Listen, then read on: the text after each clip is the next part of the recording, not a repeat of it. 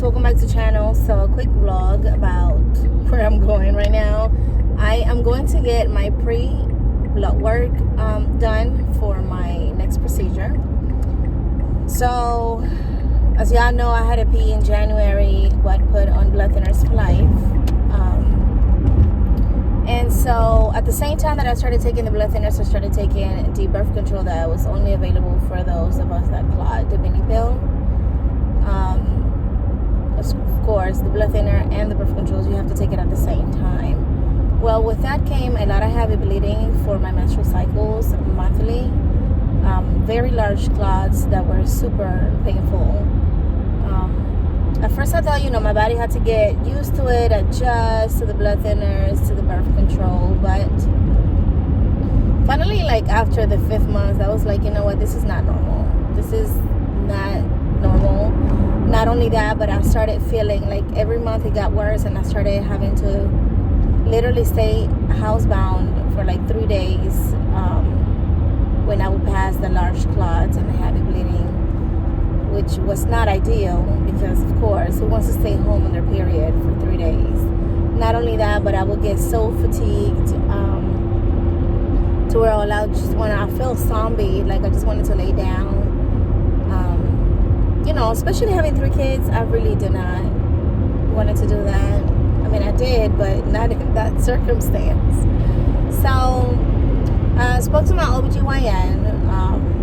She suggested 2 things: the birth control that goes in your cervix,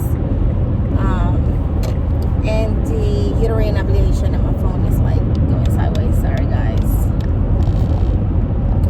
So at first I was like, I'll do the birth control. I started doing research on both things, the birth control and the surgery. I asked my friends too their opinion about how it was to them having that. They had no issues whatsoever. There were a lot of good videos on YouTube as well. But I did more research and read a lot more. And so there are chances, of course, with anything, you have risk of it getting lost, of it becoming embedded, of it moving, of your partner feeling it. So many things, and I'm like, you know what? I don't know if I want to do that. You have to change it every 5 years. I don't feel like having something up there for so long, or whatever. I normally don't like putting things in my body that don't belong, because I just feel like that's not. I'm sorry, I have to keep moving my phone. That's not what it came with. So I decided to just go ahead and do the surgery, get it over with. Of course, with that, you have like a 30% chance of failure. Or maybe I'm wrong, I'm not sure. But for the most part, everybody that I've read, spoke to, and seen videos, it's been successful. Of course, that uterine ablation gets them for several different things. I know that it's not supposed to help with pain. Basically, what they do is just burn the lining of your uterus, and that stops you from having heavy bleeding, and sometimes a period at all. So it's also recommended for a woman who has already had children, or that do not plan on having children or more children, because you can potentially end up being infertile. So and if that didn't work, the next thing will be to just remove my uterus, which is, it's a more invasive procedure, something that I really don't want to undergo, especially not at my age. So I decided I'll go ahead and I'll do the ablation and see how that goes. Hopefully it works for me. And so I am on my way to go get the pre-blood work done. My experience trying to let my body adjust and see if it was normal has not been good. I went to a trip one time and bled all over.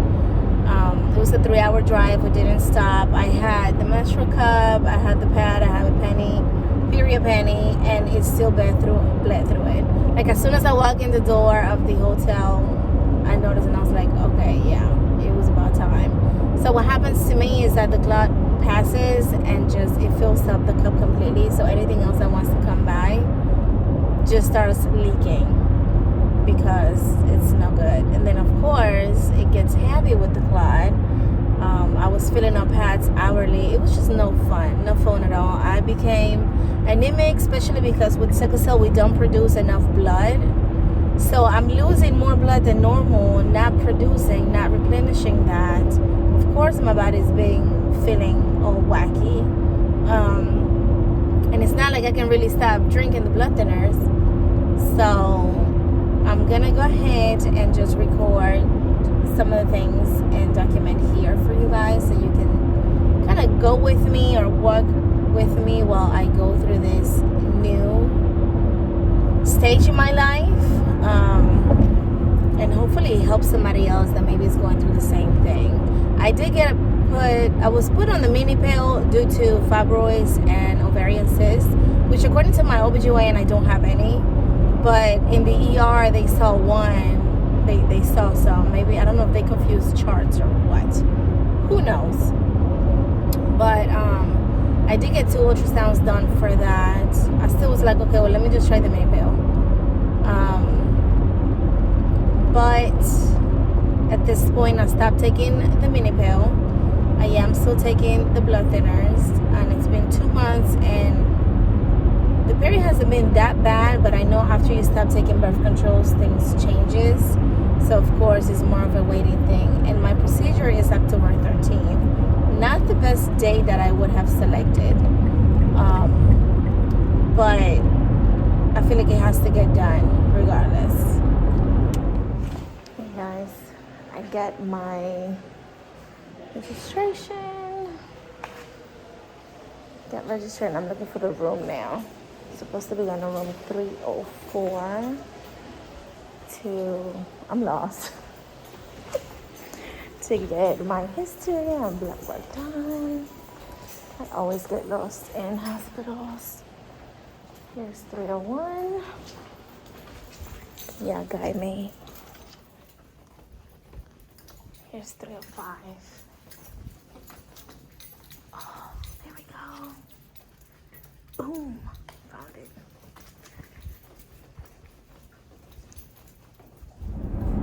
Okay, so I just got done. Gosh, it took like almost an hour.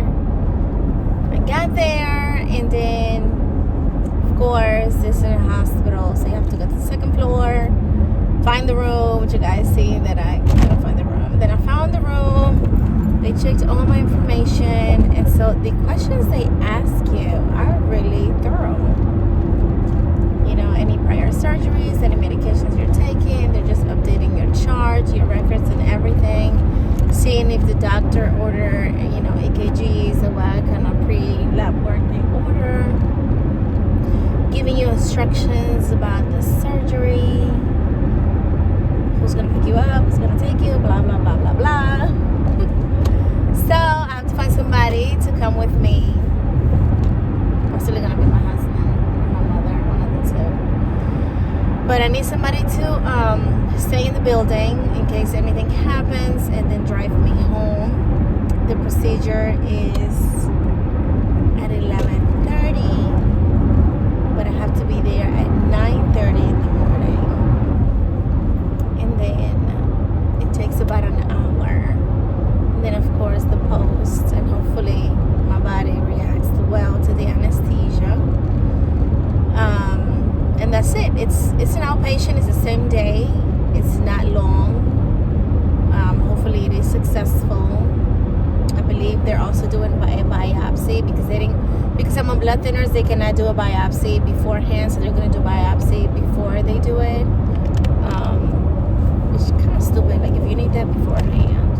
Anyways, my doctor didn't want me to stop my blood thinners just to do a biopsy and then stop the blood thinners then again to do a procedure. So she figured everything gets done the day of. So that's that. They took 2 different tubes of blood. I'm not sure what they're checking for. Probably, you know, my blood counts, and then white and red blood counts. My hemoglobin and stuff like that. I did have to sign paperwork just in case I need a transfusion. Which, you never know how things could go. I love that hospital though. Anyhow, So right now I'm on my way to school, which I have not updated you guys on that. I have to do a separate video. But I change careers in a way. And so, yeah, I gotta make a separate video for that. Anyhow, thanks for riding with me, I guess, and listening to the update. This is where I'm at so far. I will try to vlog the day off and see how everything goes. Keep you guys updated about the post imperative. And so I'm not supposed to eat anything by midnight.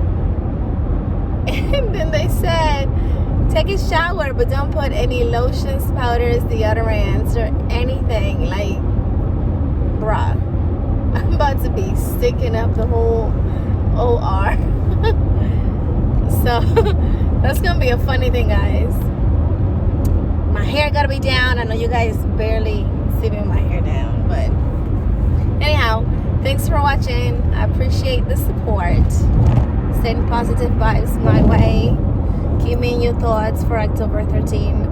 It's not really the ideal date for me. However, one of my best friends' birthday is that day, so I'll make sure that they know what's going on that day.